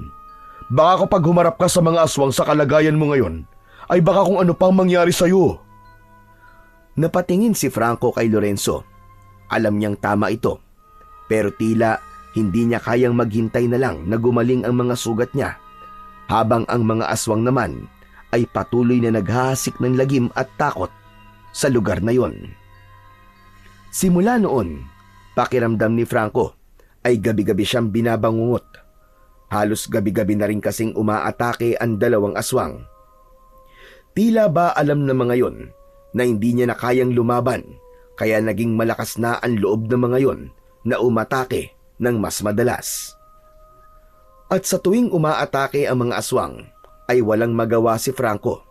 Nakahiga lang siya sa kama, nakatalukbong ng kumot at tinatakpan ng mga kamay ang kanyang tenga upang kahit paano ay mabawasan ang ingay na naririnig niya mula sa labas. Pakiramdam tuloy ni Franco ay hindi lamang ang sarili at ang diwatang si Dalisay ang binigo niya, kundi ang lahat ng mga tao sa lugar na yon na umaasa sa kanya na ipagtatanggol at poprotektahan niya ang mga ito. Isang umaga, mag-isang nakaupo si Franco sa upuan na nasa harapan ng bahay ni na Lorenzo. Nakatanaw siya sa kawalan habang patuloy na nag-iisip kung ano ang dapat niyang gawin at kung mahahanap pa rin ba niya ang mutya. Maya-maya pa ay lumabas ng bahay sina Lorenzo at Juliet na parehong maayos ang bihis at may bitbit na mga bayong. Nilapitan siya ng dalawa. Franco, pupunta muna kami sa bayan para mamili ng mga kailangan sa bahay, ha? Gusto mo ba sumama sa amin para kahit papano malibang ka? Huwag na, Mang Lorenzo. Mabuti pang dito na lang ako. Sigurado ka ba? Mas maganda na makapasyal ka kahit paminsan-minsan para hindi ka muna nag-iisip ng kung ano-ano. Sige ho, ayos lang po ako rito, Aling Juliet. Huwag kayong mag-alala sa akin. Saka, wala talaga akong ganang umalis ngayon eh. Nagkatinginan sina Lorenzo at Juliet at halatang nag-alala ang dalawa sa kanya. O sige, kung yan ang gusto mo, hindi ka na namin pipilitin. Babalik din naman kami kagad bago magtanghali. Mag-iingat ka rito ha. Ngumiti lang si Franco at pinanood niya ang paglalakad palayo ng mag-asawa. Habang nakatingin siya sa dalawa, ay naisip niya na sina Lorenzo at Juliet ang unang mga tao na naging mabuti sa kanya simula nang umalis siya sa bahay ni Garson. Ang dalawa ang tumanggap sa kanya nang walang hinihinging kapalit. May takot na lumukob kay Franco ng sandaling yun. Naisip niya na kailangan niyang mahanap na ang mutya dahil baka kapag dumating ang panahon na kailangan niyang iligtas sina Lorenzo at Juliet mula sa mga aswang, ay hindi niya yon magawa. Habang mag-isa si Franco sa bahay, ay nakaramdam siya ng matinding pagkainip. Hindi siya sanay na walang ginagawa, kaya naisipan niyang maglinis ng bahay kahit medyo sariwa pa ang kanyang mga sugat. Agad na kumilos si Franco. Sinimulan niyang maglinis sa sala. Nagwalis siya roon at naglampaso. Pinunasan niya rin ang mga gamit na medyo inaalikabok na. Sa kusina naman ay hinugasan niya ang mga pinggan at kaldero na nasa lababo. Sunod niyang pinuntahan ang kanyang kwarto. Tiniklop niya ang kanyang kumot. Inayos ang banig. Nang matapos siya doon, ay tinungo naman niya ang kwarto ni na Lorenzo at Juliet. Pagpasok ni Franco sa silid ni na Lorenzo at Juliet, ay nakita niya ang mga damit na nakapatong sa ibabaw ng papag. Hindi pa natitiklop ang mga yon, kaya inuna muna niyang ayusin ang mga damit bago siya maglinis doon. Matapos na magtiklop ng mga damit, ay isa-isa niyang inayos ang mga yon sa aparador. Habang inaayos ang mga damit sa loob, ay may kung anong kumikislap sa pinakagilid ng aparador. Napakunot ang noo ni Franco. Inalis niya ang ilang damit upang makita kung ano yung kumikislap. At nang maalis na niya ang lahat ng damit, ay labis na nagulat si Franco nang malaman na ang kumikislap ay walang iba kundi ang nawawala niyang mutya. Nanginginig ang kamay na kinuha yun ni Franco at hindi siya makapaniwala na hawak na ulit niya ang mutyang ipinagkaloob sa kanya ni Dalisay. Pero, bakit nandito ang mutya ko? Paano napunta to dito? Ang kasiyahan ni Franco ng sandaling yon ay nahaluan ng pagdududa. Alam niya na sina Lorenzo at Juliet lamang ang makakasagot sa tanong niyang yon. Pagsapit ng tanghali, ay dumating na sina Lorenzo at Juliet mula sa bayan, dala ang ilang pinamili ng mga ito. Nang pumasok ang dalawa sa bahay, ay agad na tumayo si Franco at sinalubong ang mag-asawa. Napansin niya ang gulat sa mukha ni na Lorenzo at Juliet nang mapansin ng mga ito ang mutyang nakasabit muli sa kanyang leeg. Oh, Franco! Nakita mo na pala ang mutya. Oo, nakita ko na. Sa aparador nyo. Pero ang tanong, paano napunta ang mutya doon? Kayo ba ang kumuha at nagtago nito? Saglit na nagkatinginan sina Lorenzo at Juliet. Agad na umiling si Juliet. Aba, hindi. Hindi, Franco. Bakit naman namin gagawin yun? Juliet, mas mabuti pa na sabihin na natin kay Franco ang totoo. Tama ka, Franco. Kami nga ang kumuha at nagtago ng mutya mo. Napasinghap si Franco at hindi siya makapaniwala sa kanyang narinig. Pero, bakit? Alam niyo naman kung gaano kahalaga sa akin ang mutyang to, di ba? Alam niyo na hindi ko kaya lumaban sa mga aswang nang wala to. Dahil nag-aalala kami sa iyo, Franco. Alam mo ba, na sa tuwing umaalis ka ng gabi para harapin ang mga aswang ay hindi kami mapakali. Hindi kami makatulog. Hindi kami mapanatag. Dahil para ka na naming anak, Franco. Parang tumigil ang mundo ni Franco sa kanyang narinig. Hindi siya kagad nakapagsalita. Ang salitang anak ay isang bagay na hindi niya kailanman inasahan na maririnig mula sa iba. Napalunok siya at pinigilan niyang pumatak ang luhang namuo sa kanyang mga mata. Anak? Anak na ang turing niyo sa akin? Hinawakan ni Juliet ang kamay ni Franco at tumango. Franco, hindi kami binayayaan ng Diyos ng isang anak. Pero nang dumating ka sa buhay namin, pakiramdam namin ay dinala ka ng tadhana sa amin para maging anak namin. Pinoprotektahan ka lang namin kaya namin itinago sa iyo ang mutya. Sana ay mapatawad mo kami, anak. Hindi na napigilan pa ni Franco ang pag-agos ng kanyang luha. Naunang yumakap si Juliet sa kanya at agad na sumunod si Lorenzo. Sa pagkakataon na yon ay naintindihan niya na hindi masama ang dahilan ni Lorenzo at Juliet kung bakit itinago ng mga ito sa kanya ang kanyang mutya. At sa yakap na yon ng mag-asawa sa kanya ay naramdaman niya na meron siyang matatawag na tunay na pamilya. Ngunit kahit nahanap na ni Franco ang mutya, ay hindi pa rin siya pinayagan ni Lorenzo at Juliet na lumaban sa mga aswang.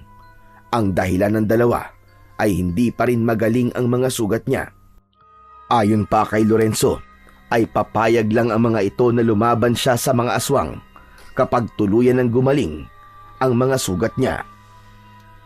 Simula rin noon ay mas daramdaman ni Franco ang pagmamahal ng mag-asawa. Damang-dama niya na mga magulang niya ito kahit hindi niya kadugo ang mga ito. Tuwing umaga, ipinaghahanda siya ni Juliet ng masarap na almusal. Hindi rin napapagod ang mag-asawa sa paglilinis ng mga sugat niya at paglalagay doon ng gamot. Mas naging malapit din si Franco kay Lorenzo. Madalas ay nag-uusap sila sa iba't ibang bagay. Ibinabahagi niya rin dito ang pangarap niya na magkaroon ng tahimik at simpleng buhay. Labis siyang ikinatuwa ni Franco. Inisip niya na bumabawi na sa kanya ang Diyos mula sa ilang taon na naging alalay siya ng aswang na si Garson. Sa buong buhay niya, noon lang siya nakaramdam ng ganung uri ng pagmamahal. Isang gabi, habang nakahiga si Franco sa kanyang papag, ay nakarinig siya ng sigawan sa labas.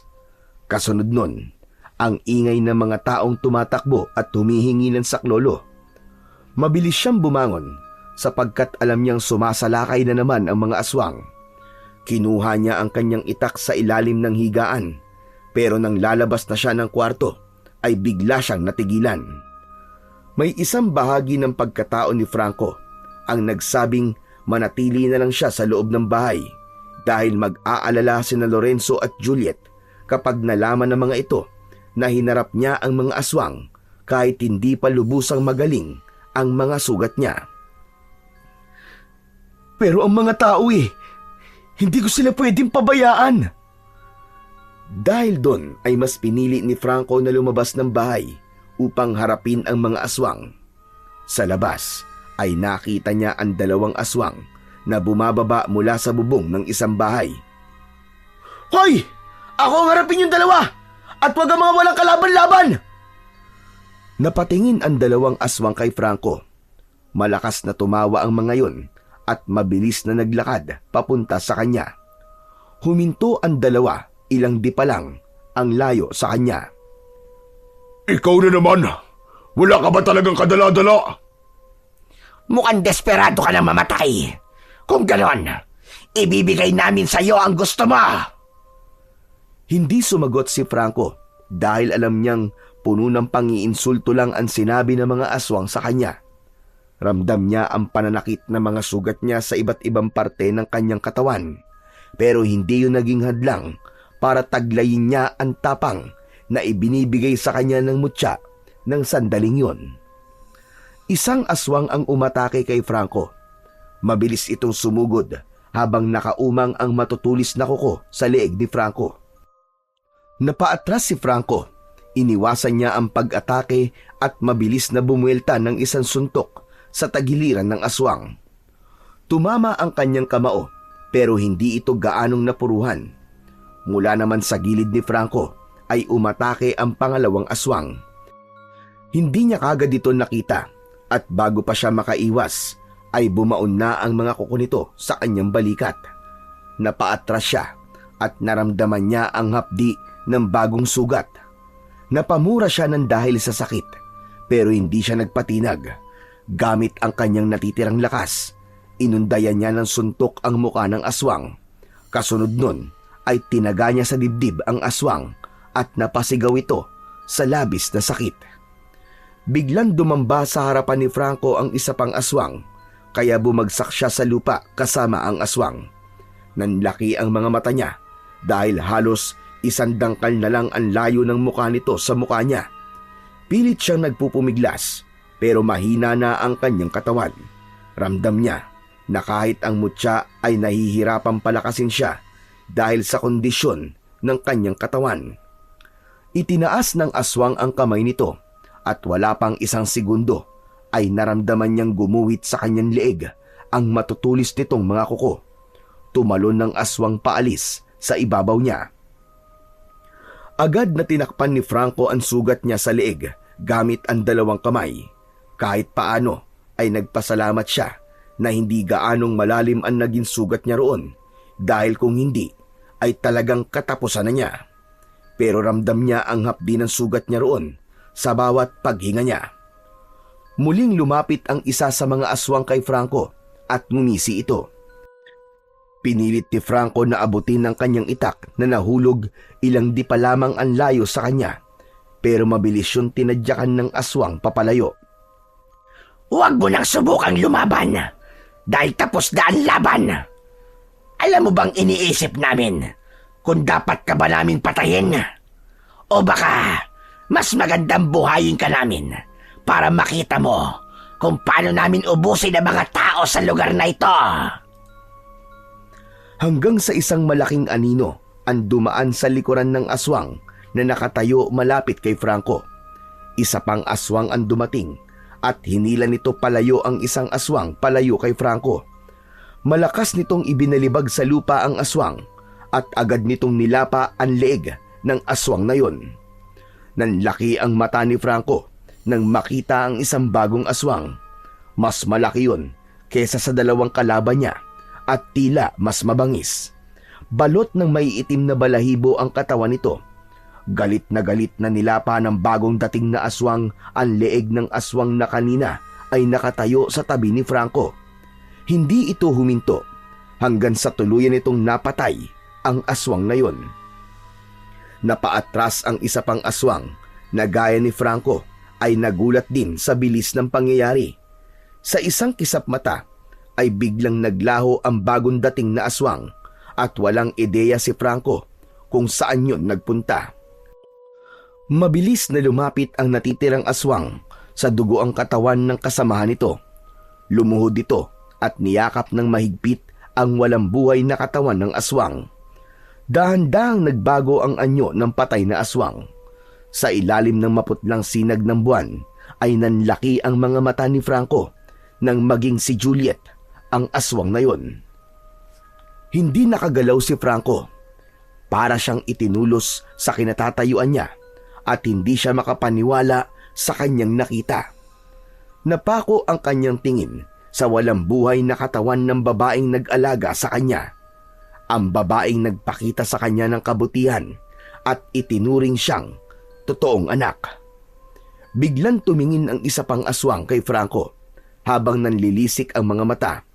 Tumayo ito habang nanginginig ang buong katawan dahil sa labis na galit. Mang Lorenzo! Mga aswang kayo? Tama ka, Franco. Mga aswang nga kami ng aking asawa.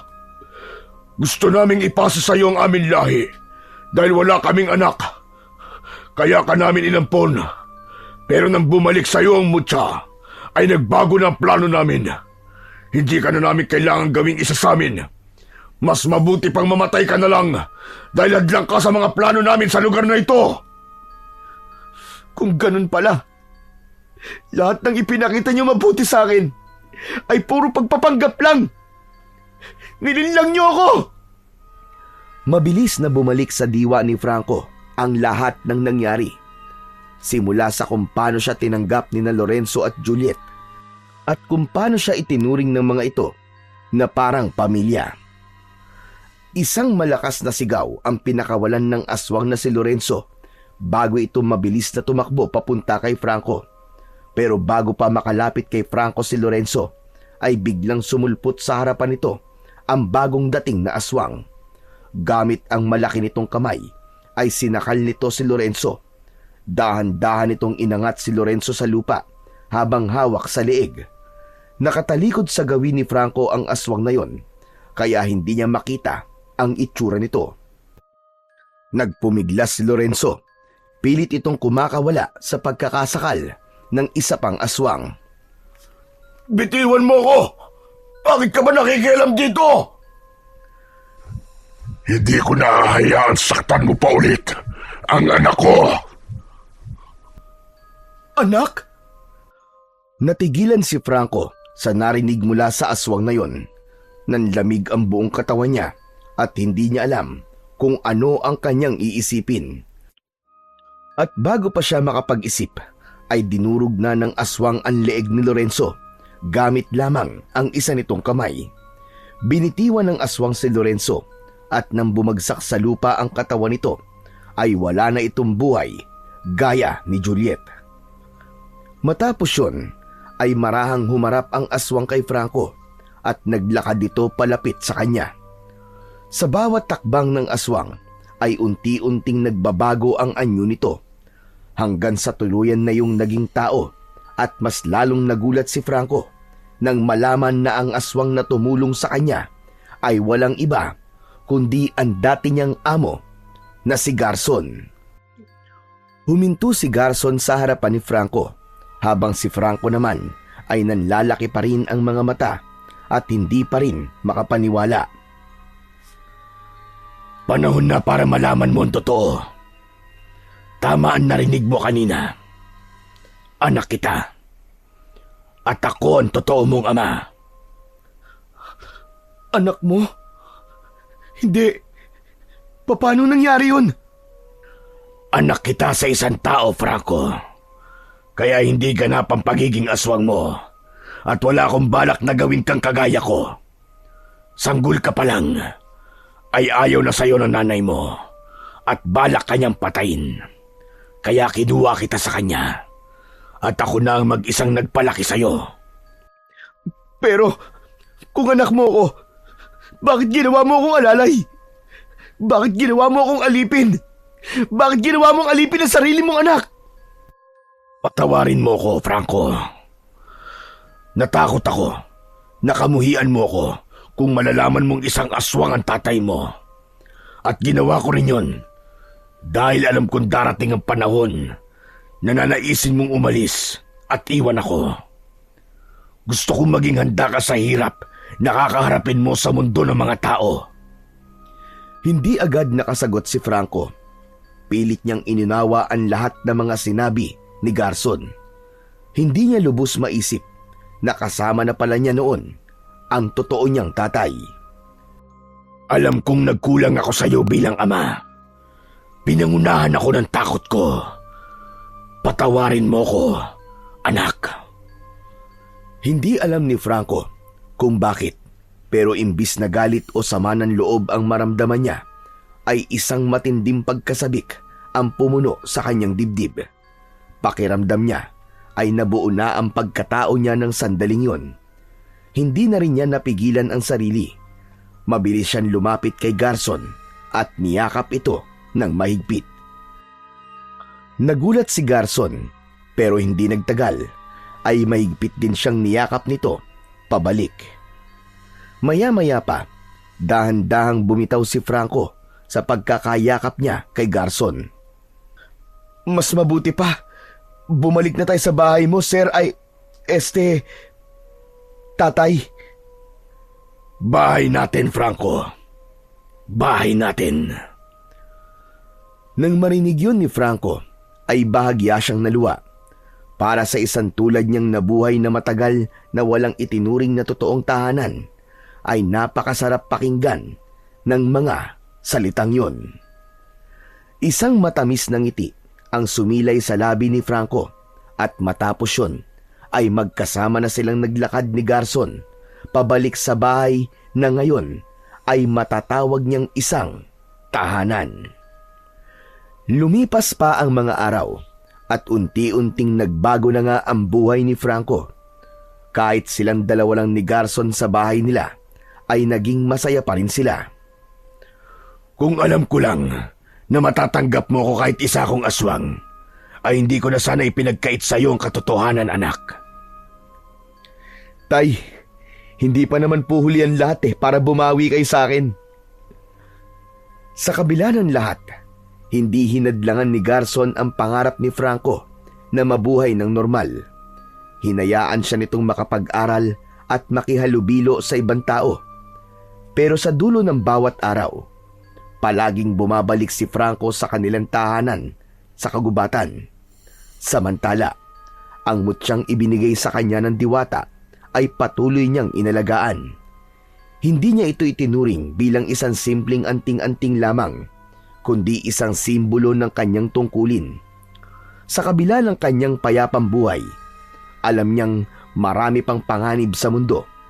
Alam niyang marami pa siyang kailangang matutunan at marami pang pagsubok ang darating. Araw-araw, patuloy si Franco sa pagsasanay sa tulong ni Garson, hindi lamang para lumakas, kundi para matuto kung paano gamitin ng tama ang kapangyarihan ng mutya. Natuto siya na hindi sapat ang lakas lamang upang maging isang tunay na mandirigma, dahil higit sa lahat, kailangan din ng puso. Dahil kahit gaano man siya kalakas, kung wala siyang mabuting dahilan para ipaglaban ng iba, ay wala ring halaga ang mutya at ang lakas na meron siya.